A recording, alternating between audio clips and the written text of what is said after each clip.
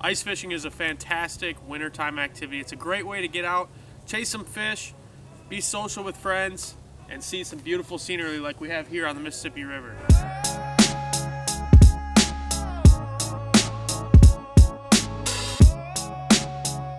Hey everybody, I'm Kay Laufenberg here on behalf of Mystery Tackle Box. Today we're here on the Mississippi River. We're going to be doing some fishing for perch, bass, northern. I got a few lures to test out for Mystery Tackle Box. I'm going to be talking to you about those a little bit today. I've got Lucky John tungsten ice jigs, Northland Tackle, Buckshot glider spoon, and I've got the awesome new Catch Co. Death Stalker vibrating lure. Those baits are going to be killer. We're going to get out here, test some baits, catch some fish. I'm going to walk you through exactly what I'm looking for and how I fish these baits.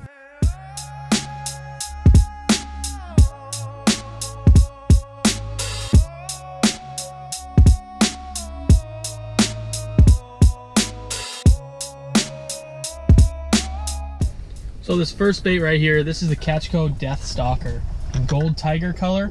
You see it's kind of a natural gold perch type color.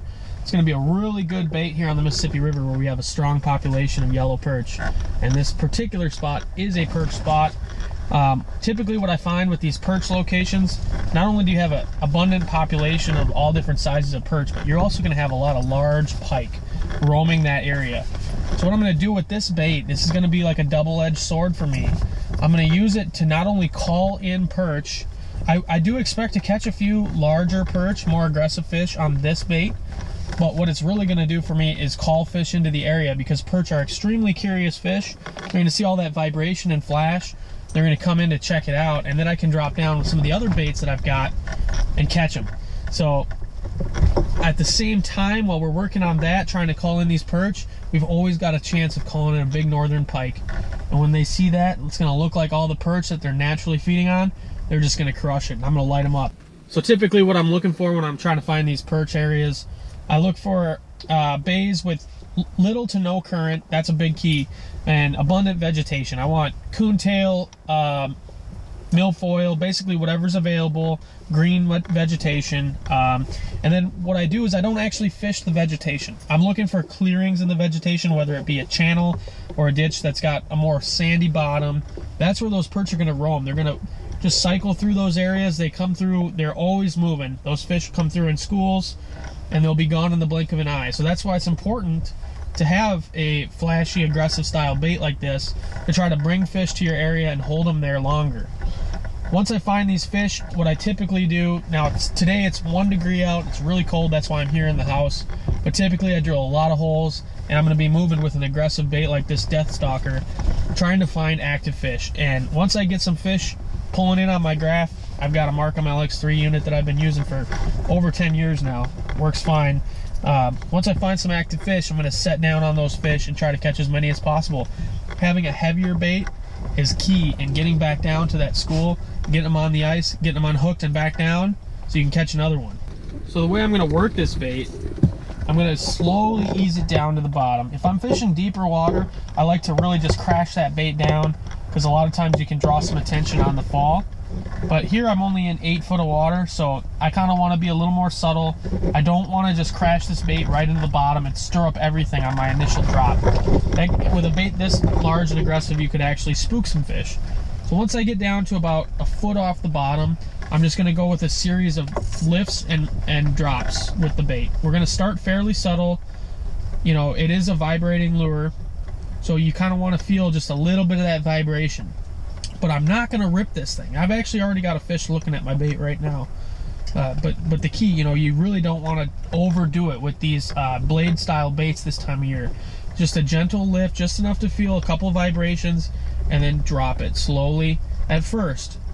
You know, if that's not working, then I'm going to start really kind of trying to pull some fish in. I'm going to lift double the distance that I lifted before, let that thing fall on a slack line to really get that downward vibration. And you just kind of have to mix it up and see what the fish are responding to. The biggest thing, no matter what bait you're using that I found ice fishing, whether it's walleye, perch, crappies, bluegills, when you've got a fish that's coming and he's actually raising to the bait, you don't want to do a whole lot to that fish. If you jig it aggressively at that time, there's a good chance you're going to scare that fish away. So what I tend to do is I'll just shake the rod just like this, Just little bounces, and actually I'll pull it up just a little bit. Not too fast, just a real slow, gentle pull away from that fish. And a lot of times that's when that fish is going to raise aggressively and just destroy that bait. So keep that in mind. When you see a fish coming in on your screen, slow it down a little bit, keep it subtle, and don't be afraid to add some meat to your bait if you're feeling like the fish are a little bit in a funk. Put a minnow head on there, you'll get better results, I promise. The next bait I have to show off is the Buckshot glider spoon from Northland Fishing Tackle. This is a twist on an old classic. The Buckshot spoon's been around for a long time. Basically, they got a cylinder with a little rattle in there. You can hear that. That is going to call fish in from a long ways away. What I've got here is the glow chub color, which is basically an orange and yellow with a glow back to it. Red hook on there for extra attraction. This color is going to replicate a Mississippi River perch because it's got the orange on the fin. The rest of it's kind of gold and flashy. The water here is a little bit dingy, so that's going to really look like a perch from a long distance to a predator fish or another perch itself. The thing about perch is they're really aggressive, really territorial, so they'll actually eat perch patterns really well. They eat themselves. They eat young of the year bluegill. Basically, they eat everything that's in their way. So the best way to fish this bait, and it's going to have, on the fall, it's going to have a backsliding glide action. It's just really got a lot of action to this bait compared to a regular traditional jigging spoon. But you're going to want to put some meat on this hook. You can get away sometimes with an aggressive jigging style when the fish are really fired up, maybe a prefrontal situation before a big snowstorm or something. But 9 times out of 10, I'm going to put a minnow head on here and fish it that way. So I typically buy crappie minnows. They're the smallest minnows you can buy. I like them whether I'm fishing for walleyes, perch, or whatever, because I feel like I get more bites. You know, if I'm going for trophy fish, maybe I'll step it up and get, you know, some shiners and cut the heads off of those or whatever. But at the end of the day, I've caught just as many big walleyes on crappie minnows as I've caught on anything else. So try a crappie minnow, cut it about, you know, a quarter of the way down the body from the top of the head. You leave that hanging off that. I'll show you how to rig it up here in just a moment. That is going to be killer for walleyes, perch, crappies, bass, whatever swims in your area, lakes and rivers. Here, I'm going to be using it for perch and walleyes. Well, I've been fishing the Buckshot glider spoon for a few minutes here. Getting a lot of fish to come in and investigate. This is the absolute perfect scenario when you're perch fishing on the Mississippi River. I'm going to switch it up to the Lucky John tungsten ice jigs. Man, with a wax worm or a couple spikes on here, these things are going to be killer. These fish have come in, they're aggressive, they're wanting to see what's going on.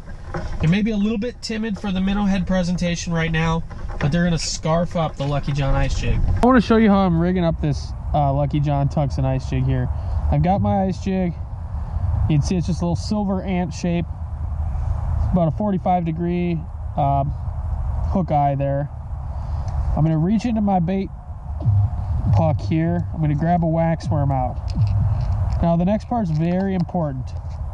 The way I want to rig this, you'll see we've got the tail of the wax worm and then we've got the head of the wax worm. I'm going to take the hook and penetrate on the bottom of the wax worm, right behind the head there. Right through, just like that. And we're just going to let it hang like that, but then what I'm going to do is I'm going to take my fingers and I'm going to squish this wax worm. Squish some of the guts out, really get it smushed down so it's really supple. And in the water, that thing's going to have the utmost action. So now we're ready to get down there and catch some more fish. One of the biggest keys to these tungsten ice jigs is once you get a bunch of fish in your hole like I've got there, it's important to get back down quickly because the fish have the attention span of a 3-year-old. And as soon as there's not a bait in front of their face, they keep going, they move on. So having a heavier bait, you know, it's a small profile, but the tungsten keeps it heavy. You can get back down there and keep in front of those low attention span fish, gets you another one as fast as possible.